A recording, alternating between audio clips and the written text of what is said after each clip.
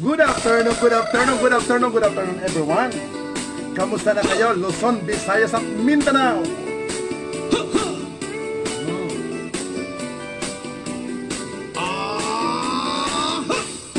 Meron akong Nakilala isang babae ng dalaga. may Kilala sa social media, lalaking macho, batang bata. Alright. Maraming Alright. dahil Okay, mahal si baby ang di alam nitong silali, fake na lalaki pala si daddy.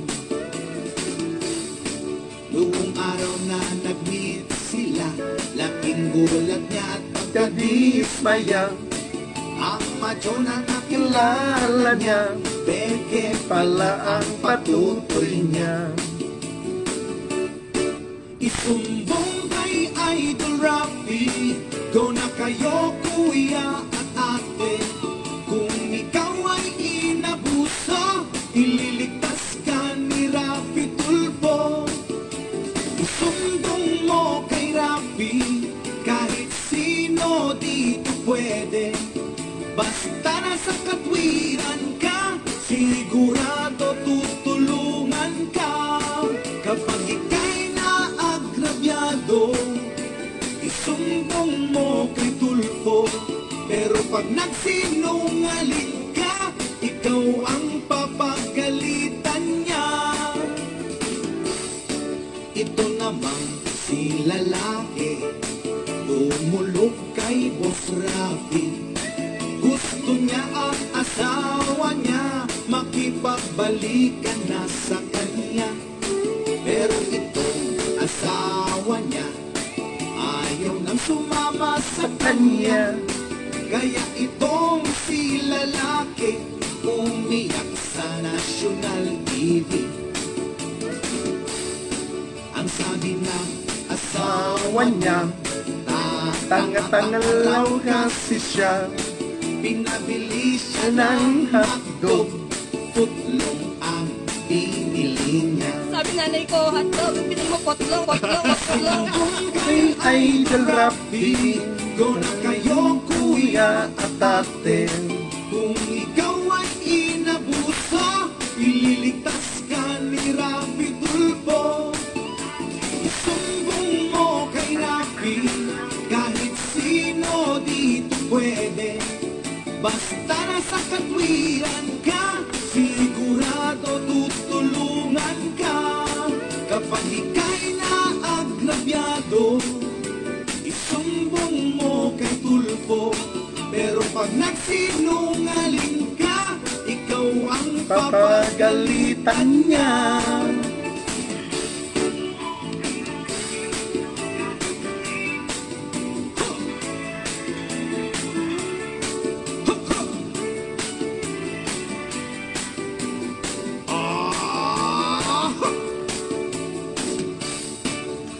Okay, good afternoon everyone. Magandang hapon sa inyo kaibigan. Alam nyo guys, natatawa ako sa mga nangyayari sa ating kapaligiran na ang may mga ilang leader tayo ng ating bansa. Ayoko na dapat mag-topic sa mga ganitong usapin ng political. Okay? Happy na ako sa mga ganitong vlogging ko, kung ano man yung ginagawa ko. But alam nyo, ang nakakalungkot dito, na kung saan sinasabi nga ng ating ikalawang Pangulo na si BP Sara, na kung saan nananawagan siya kay Pangulong Ferdinand Bongbong Marcos na wag daw pakinggan at wag kumagat sa usapan pangkapayapaan sa pagitan ng mga komunista at ng gobyerno. Alam nyo guys, kung ako pong personal mula sa aking puso, sa aking kalooban, hindi ako sang-ayon doon. Hindi ako sang-ayon. Why? Kasi ako po naniniwala, bago magkaroon ng usapin pangkapayapaan, matatag ang ating militar. Matatag ang ating sandatahan lakas, matatag ang ating kapulisan. Nandiyan ang kapulisan namomonitor nila ang peace and order, at higit sa lahat, namomonitor nila ang mga gagawin ng mga ibang faction.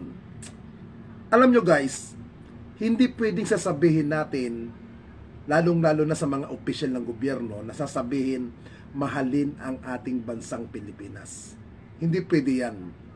Na kung ang kalaban ng gobyerno ay hindi mo rin kayang mahalin. Bago mo sabihin dapat na mahal mo ang Pilipinas, dapat mahalin mo rin ang kalaban. Papaano magtatagumpay ang isang pagmamahal kung wala kang pagpapatawad, wala kang pakikisalamuha sa mga taong kalaban mo? Dapat mahalin mo rin ang kalaban. At yung ginagawa ngayon ni House of Representatives, House Speaker Martin Romualdez, ako'y sumasang-ayon na dapat magkaroon ng panibagong usapin sa pangkapayapaan. Napakahalaga yan. Kasi marami tayong kababayan na gusto nang magbalik loob sa pamahalaan. Marami tayong mga nasa kabundukan na ilang dekada na. Di ba? Now, bigyan natin ng pagkakataon. Kung ang Diyos nga nakikinig, nagpapatawad, tayo pa kayang mga tao lamang. Sana yung sinabi ni Vice President Sara Duterte na huwag sumang-ayon at huwag aprubahan, nakakasakit. Sa isang katulad niyang public official, dapat marunong siyang makinig. Hindi lang sa kapartido, hindi lang sa mga taong nakapalibot sa kanya, hindi pwede yan eh. Dapat bilang isang public official, dapat pakinggan. At yun ang ginagawa ngayon ng kasalukuyan liderato ng Kamara.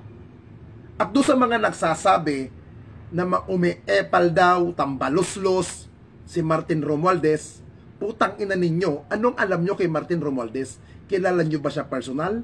Nakaharap nyo ba? Nakakausap nyo ba? Para kayo'y maniwala sa ganyan. Wala tayong pakialam sa awayan ng kabilang paksyon na yan. Tayong mga pangkaraniwang tao ang nagiging biktima rito. Dapat natin pakinggan ang paksyon ng mga makakabila, ng makakaliwa. Senan, Du, Ming, putang ina mo. Pukinang ina mo. Tang ina mo ka, magsalsal ka dyan. Tang ina mo ka, tanga ka, leche ka. Putang ina mo, kung kasama kita, pinukpok ko ulo mo. Kaya doon sa mga ibang vlogger na mga kontra ng kontra, sakay ng sakay sa issue na wala naman alam, kung hindi ka kaululan, katarantaduhan, kalechihan, putang ina ninyo, tigil-tigilan nyo yan. Huwag kayong purong ngak-ngak, tang ina ninyo, na wala naman kayo na itutulong. Putang ina ninyo. Ang pinakadabes ng ating bansa, magkaroon ng isang pagyakap sa mga taong naligaw ng landas. Yan ang kailangan. At yan ay dapat gawin ng ating gobyerno. At alamin nila ano ba ang dahilan, bakit sila namundok, bakit sila sumapi sa ganitong samahan. Pero kung atin iiwas ang usapin pangkapayapaan para sa kanila, putang ina, lalong lalala ang mga yan. Huwag tayo masyadong kontra ng kontra. Tignan natin. Tignan natin ano ba ang solusyon. Hindi yung kailangan ng solusyon, putang ina, ibinibigay ng iba dyan, problema, atungal, na wala naman solusyon. Diba? Napakahalaga ng pagkakaisa. Sawa na kami.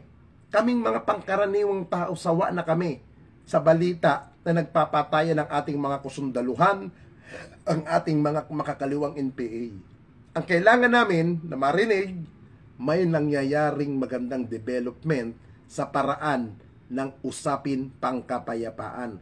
Kaya doon sa mga kababayan natin, sa mga nanonood, suportahan natin ang gustong mangyari ni House Speaker Martin Romualdez para maiusad, maipasatuparan at maipasok ang tamang solusyon at mangyari ang dapat mangyari. Doon sa mga kapwa ko supporter ni dating Pangulong Duterte, tapos na ang time ni Pangulong Duterte. Okay? Tapos na ang time niya, bigyan natin ng pagkakataon yung nakaupo ngayon, yung may time ngayon na nakapwesto. Yun ang tignan natin. Hindi yung putang ina, konting ano lang, kung ano-anong mga isyong inaano ninyo. Diba? Bigyan nyo ng priority yung nakaupo ngayon. Kung hindi kayo, kung ayaw nyo sa nakaupo sa gobyerno ngayon, simple ang magagawa ninyo. Tumulong kayo, sumunod kayo sa batas, sumunod tayo sa lituntunin ng pamahalaan. Ngayon, kung ayaw nyo talaga, hantayin ninyo ang susunod na eleksyon. Doon, iboto ninyo kung sino ang gusto ninyo saloobin. Hindi yung, hindi lang napagbigyan ng pwesto, hindi lang napagbigyan ng kung anong hiniling, galit na galit na. Diba? Tandaan nyo mga kaibigan, hindi po napakadali ang isang maging leader ng bansang Pilipinas. Hindi po ganun kabilis. Napakahirap maging isang elected official. Dahil lahat ng problema ng bansa sa iyo nakaatang. Kaya ako, 100% sumusuporta ako kay House Speaker Martin Romualdez para sa usapin pangkapayapaan at para sa katahimikan ng ating bansa. Sana ganun din kayo, mga kababayan. Bigyan natin ng pagkakataon na magkaroon naman ng isang Pasko na maginhawa ang buhay ng mga taong nasa kabundukan. Bakit ayaw ninyo ng kapayapaan? Bakit hinaharang ninyo? Hindi ko alam kung si Vice President Sara ang umaayaw o may mga taong nakapalibot sa kanya na pinatututol. Simple lang yan eh. Kung ayaw ninyo sa gustong mangyari ng Pangulo, kung ayaw ninyo sa magandang solusyon ng Pangulo, malaya kayong makakaalis sa kanyang kabinete. Ganun lang kasimple. Kasi naaalala ko po nung time ng 2022 election, ang sinasabi ninyo, team unity, team ng pagkakaisa, nang matigil na ang pagkakawatak-watak. Baka isa ito sa gustong mangyari ng kasalukuyang liderato ng Kamara at ng liderato ng Malacanang gobyerno natin na sinasabi nila nung past election na magkaisa at mag-unity ang kalaban paksyon ng gobyerno at ang mga komunista ay magkaroon na ng pagkakaisa. Baka yan ang gustong mangyari ni Pangulong Marcos. Wala pong masama doon. Bagkus, maganda kung tayo'y magkaisa na. Diba? Kaya suportahan natin itong pagpanawagan. Panawagan natin. Total, umano na rin naman yan eh. Pero kung ako kay Pangulong Vice President Sara, kung ayaw niya ng gustong mangyari ng ganon, kung ayaw niya at siya ay kontra sa dikain ng Pangulo at ng Kongreso, mas the best, mag-step down na lang sa DepEd. Kasi, pag sinabing cabinet secretary ka, at ikay miyembro ng cabinet secretary ng administrasyon, dapat suportado mo ang lahat ng plano, lahat ng gustong mangyari ng gobyerno para sa ikabubuti ng bansa. Yan ang pinaka-the best.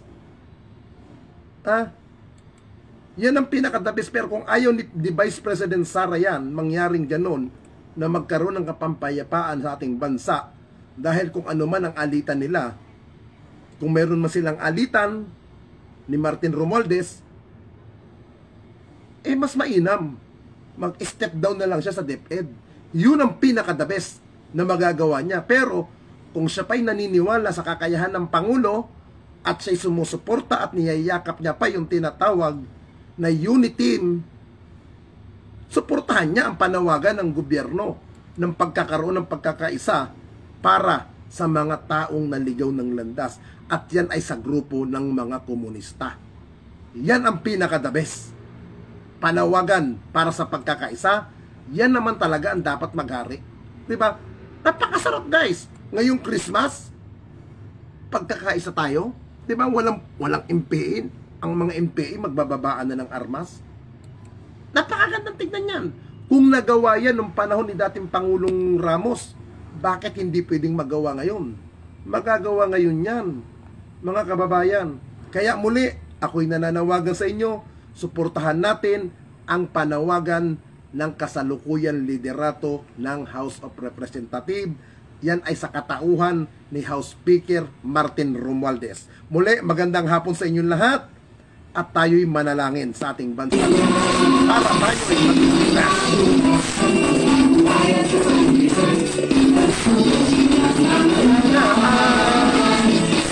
Na lupa at kanya